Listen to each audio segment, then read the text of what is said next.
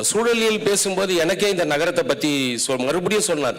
நிறைய இடத்துல சொல்லுவேன், இந்த நகரத்தை நம்ம பார்க்குறோம்ல, தொடரே சொன்னது போல் ரொம்ப சுற்றுச்சூழலில் ரொம்ப குறைவாக இருக்குது, அந்த மாதிரி ஆக்கிட்டாங்க. ஆனால் உண்மையாகவே பிரான்சிஸ் டே வந்து இந்த இடத்த பார்க்கும்போது ஒரு சொர்க்கம், ஒரு மேட்டு மண் நிலம்தான். ஆனால் அவன் வந்து அதை ஒரு பெரிய சொர்க்கமாக தான் தேம்ஸ் நதி போல பார்த்துருக்குறான், கூவம் நதியை.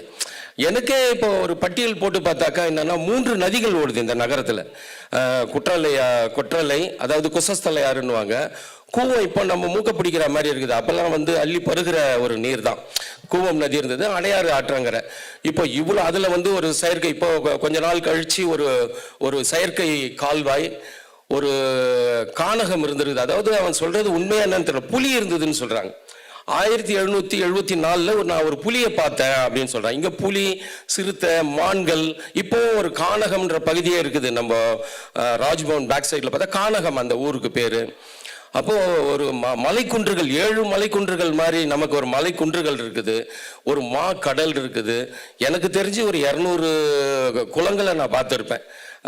பேருங்களே குளத்தூர்னு இருக்கும், இந்த அரும்பாக்கம், நுங்கம்பாக்கம், பாக்கம்னு இருக்கும். அதெல்லாமே ஏரி பகுதிகள் தான்.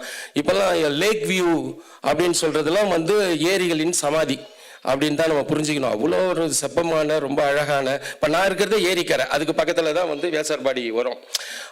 அப்போது இவ்வளோ அழகிய, இவ்வளோ செப்பமான ஒரு பகுதியை நம்ம நாசமாக்கி வச்சிட்டோம். இப்போ வட சென்னை தோழர் சொன்னது போல் அது வந்து என்னைக்காவது ஒரு நாள் வந்து தொழிற்சாலைகளால் பலி கொடுக்கப்படும் தான் நான் நினைக்கிறேன்.